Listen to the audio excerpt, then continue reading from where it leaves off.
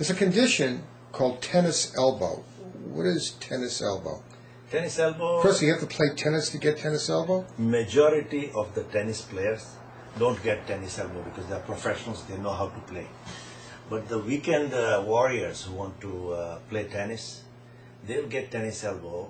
The reason is they're doing backhand and they're not doing the backhand properly, and when you don't do the backhand properly, there is too much stress on the extensor tendons that extend the wrist. But it also happens in people who carry heavy weights. For example, a housewife will go out and carry a heavy piece of grocery, or somebody who cuts chicken constantly, or somebody who uses the wrist in extension position. What positions is it bother the most? If you heard, and tell them if they called you up, what would you be asking? You say, this probably is tennis elbow. If you extend the wrist, yeah, trying to pick up something, and your elbow hurts, that's tip off. Tennis.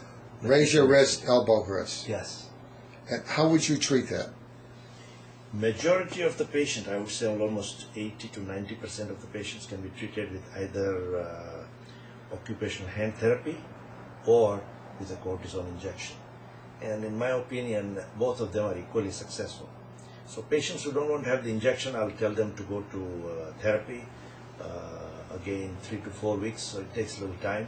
But if somebody wants to get better quickly and don't mind the pain from the injection, I'll give them a cortisone. Is there ever a surgical procedure ever done on these things? If therapy doesn't help and the cortisone doesn't help, then releasing the tendon from the bone.